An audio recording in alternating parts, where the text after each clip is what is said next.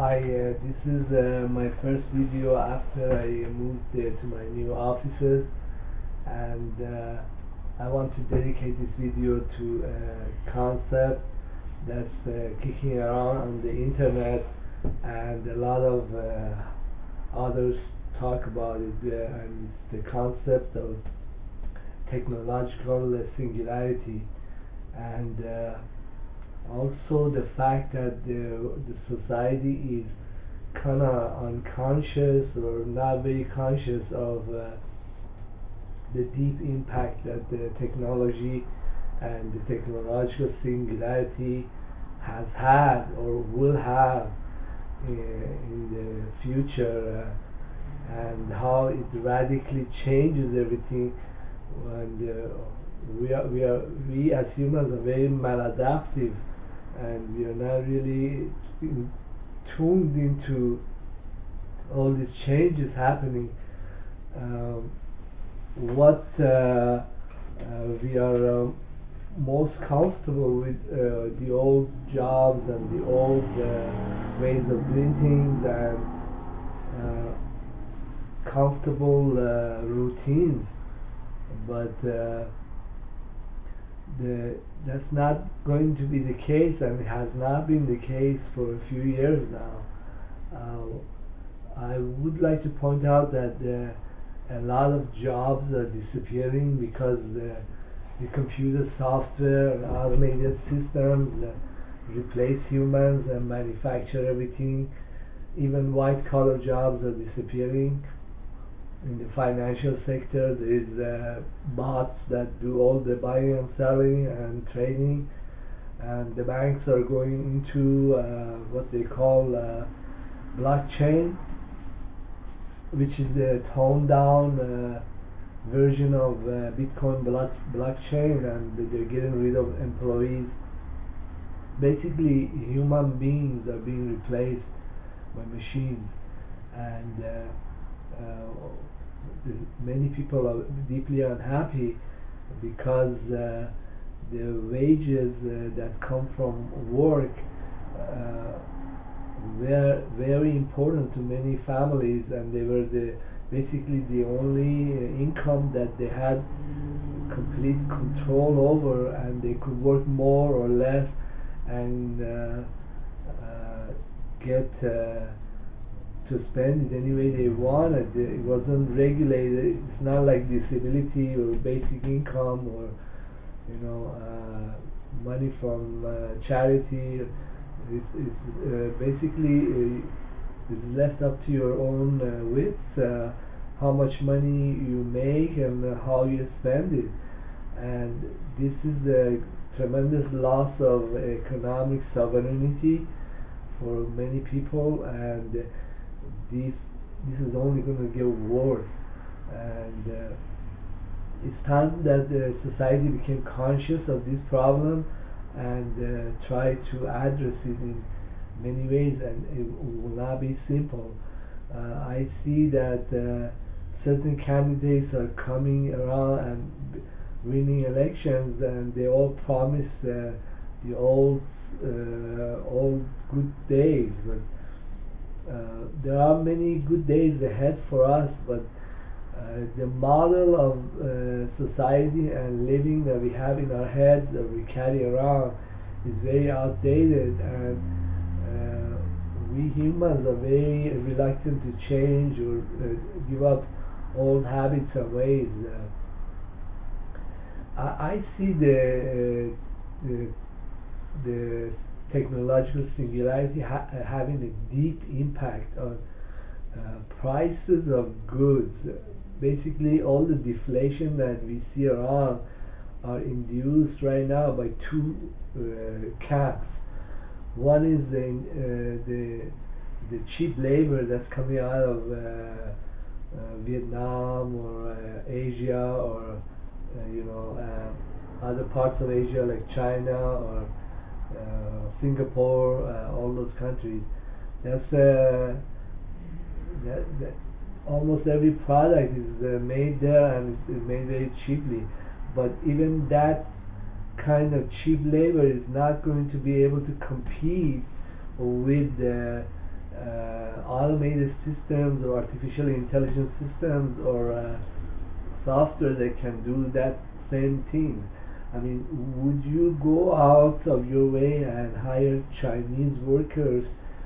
Let's say you be paying them $10 a day, uh, instead of buying a robot that just kicks out whatever quantity of whatever you want at the fraction of $10. All you need to do with the robot is to finance it and lubricant and electricity, and it doesn't take vacations, and it doesn't become any kind of issue, political or otherwise. The production is moved back into United States. I think that's the road that many companies or companies that do want to produce some product or services will take eventually. I had a chance to work as a temp employee. This is I don't know 10, 15 years ago, and things are far more different now. I don't know what kind of systems they have now. Anyhow, I worked. I was basically maintenance man cleaning around machines in the Coca-Cola factory, and they had this one machine that was basically a label printing machine and would print in one run. This is one run of this machine. About 100,000 labels for the Coke bottles. Okay, we are not talking 2, 3 runs. This is one time you load up the machine and it will print that many labels. I've had a chance to work with my friend. He was a label printer. Uh, those numbers, that's a staggering amount of production in comparison to what a printer can print as in labels, and the time and the effort that will take it. Uh, just think about it. If every product or most products that you use are manufactured in this fashion, does it really labor mean anything?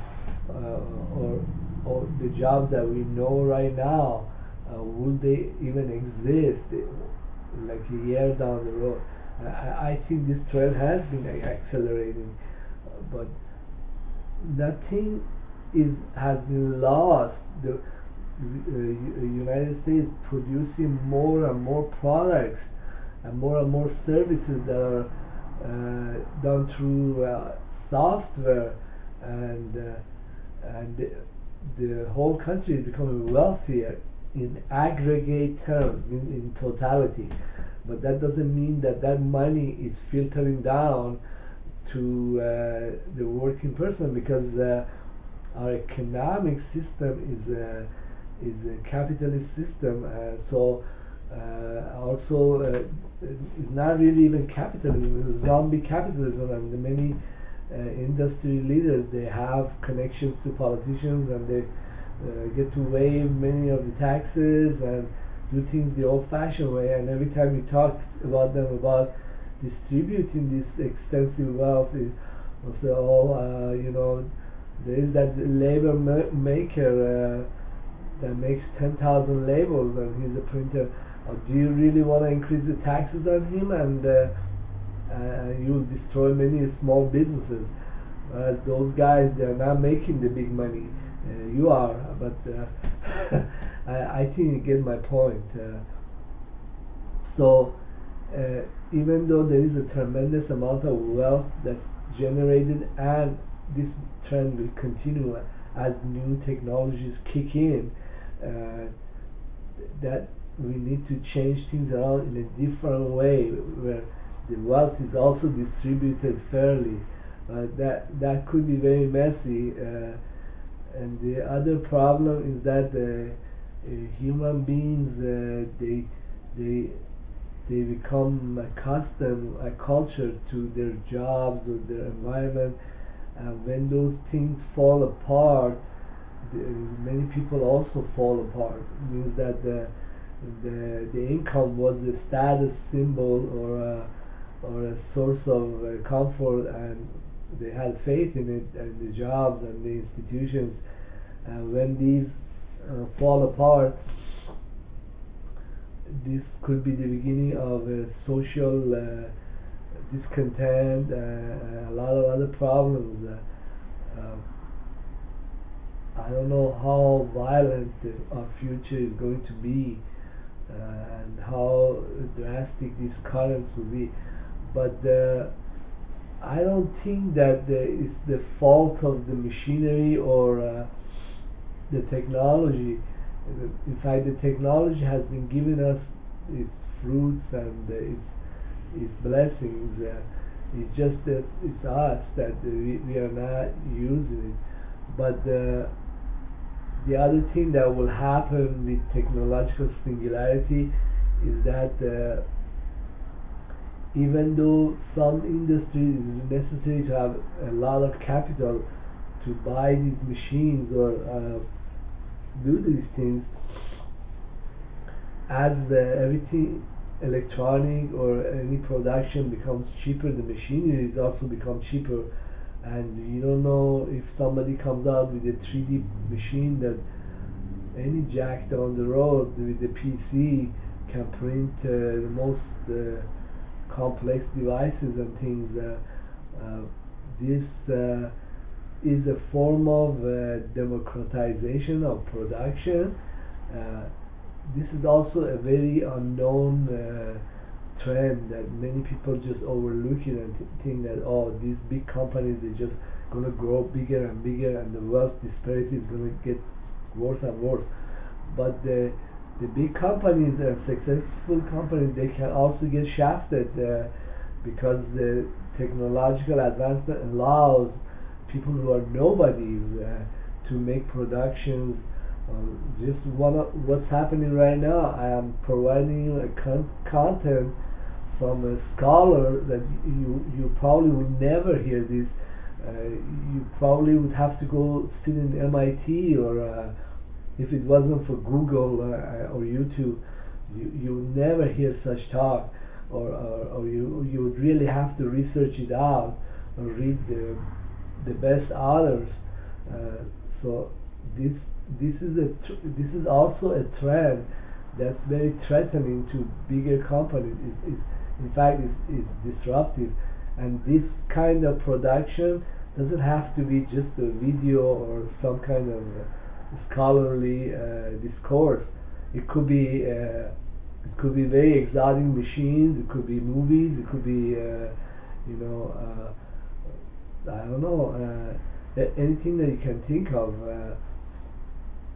It's a form of empowerment of nobodies, and the basic problem is with technological singularity is that I think there is a tremendous rupture between the human values and what we are trying to do, and what the technology offers.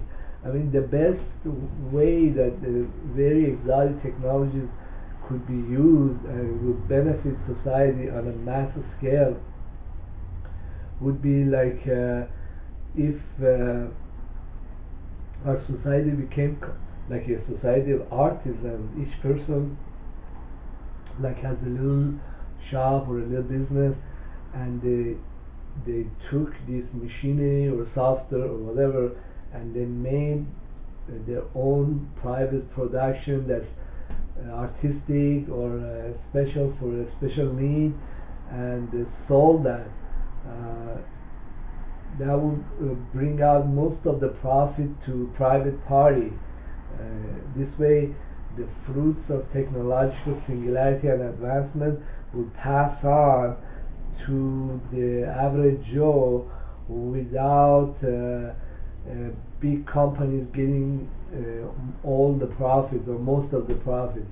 I mean, we should exploit this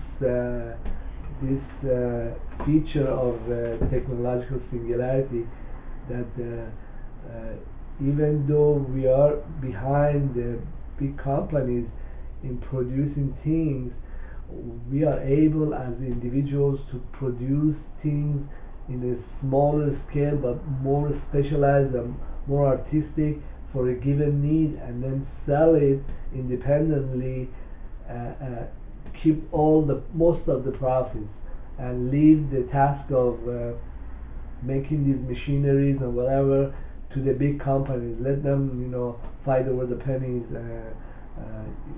I think you get my point. In fact, I think that to listen to my videos, you really need to have a really good head on your shoulder, and really have a very good education. These videos are very dense in content. Someone that's very stuck in the old paradigms might miss a lot of things,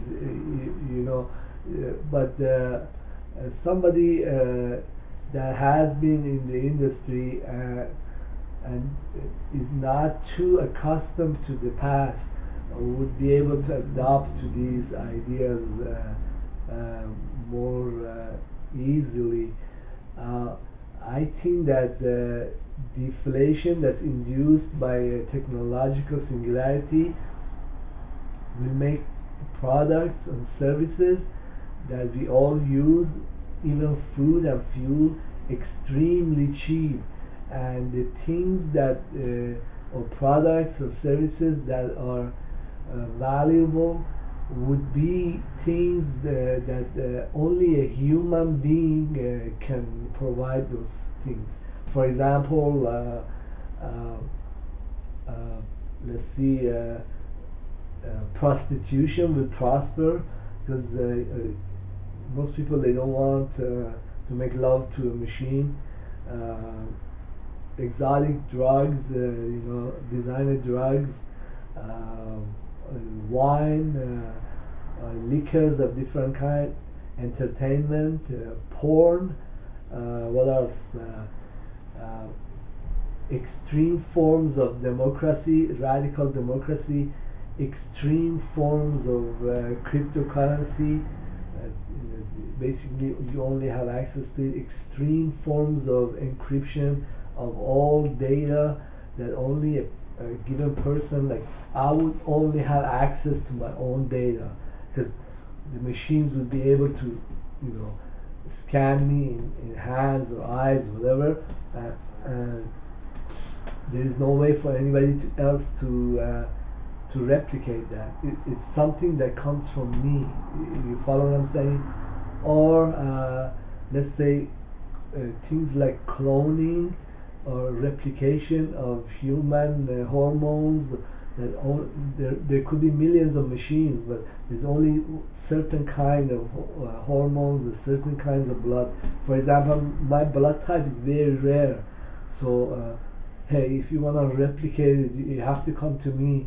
I have to give you permission. Or things that are like could be easily copyrighted by a human being, like his paintings or her voice, stuff like that. Technology, it will allow us to do things that is more spiritual and artistic, and we get rewarded. If we don't want to do things that way, you want to be stuck in the past and try to be blue collar worker, we become failures and state dependence, because there won't be much of blue collar work, or things like companionship, or taking care of kids or animals, and things that are like clergy work, spiritual work. Those things, they cannot lose their value, because or they'll become more valuable because there's nothing that you can replicate them. For example, a guru, you cannot replicate a guru. You can listen to his lecture, but if you have some kind of faith in these ideas, or you want to see him, that's something that cannot be replicated. What else? other things like food and fuel or energy or clothes or they all are going to become extremely cheap commodities. Clothes could sell at a better price if they became artistic, like this shirt. Like I went out in eBay and I hunted for this shirt because I like Hawaiian shirts. So this had a special more valuable.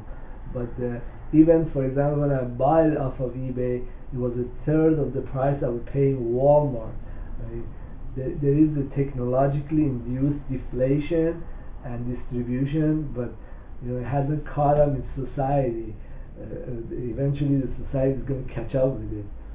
And what else?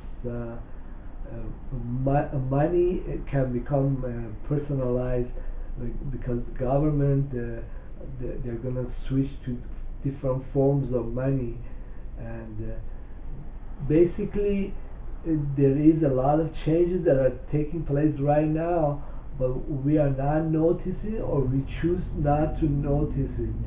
And the other thing that will be very sad in the future, that many humans they will start suffering from depression or mental diseases because their form of thinking and cultural values or religious values is completely incompatible with the world.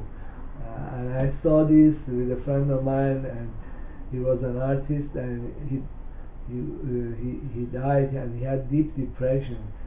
So this is going to become more and more pronounced in the whole society, and maybe we have to make a special effort to train people to find meaning in different pursuits than the lifestyle that the society has been used to it. Also, many older governments and institutions that were based on commodities that will become extremely cheap. They're gonna have a violent turmoil with their end. I would say, for example, many oil producing states, the U.S. government, the institutions that are based on a certain commodity or doing certain things, and when those certain processes become extremely commonplace and cheap, there is nothing special about them, and they're gonna really fall apart. Uh, but there is nothing wrong. It's just part of growth, part of change. We are all becoming extremely wealthy, but we have to adapt to these new kinds of wealth and find a way to attract that wealth instead of going after the old cheese. Um, I think the humans will have a lot of soul searching and a lot of personal struggle and a lot of suicides too in the future because people they have tough time finding meaning in what goes on around them. I will have another video which is my psychic predictions for far future, which some of it is based on teachings of Sufi master Shah Mahsud and the sayings of his son, the current Sufi master, and some is my own visions and of a future that's exotic. Uh, I could have another video that I wanted to call it the vicious dreams, which are like videos about my psychic experiences about uh, violent, drastic things that are gonna happen within a year or 2 years or so on. But the problem is that I'm Iranian. I've lived in the United States for a very long time, and some of my stuff comes from Muslim or Sufi sources, and the way the atmosphere is. I do not want this other video to come out for many years because I do not like incitement for violence. I would like to. I deeply admire my very peaceful, quiet life, and I do not want any changes in that. Uh, but maybe I will do it in 2 years when some of the stuff has already happened. I don't like sticking my neck out, but I'll put some of the stuff in a nutshell and present it to you. Thank you very much for participating in my YouTube channel. Have a nice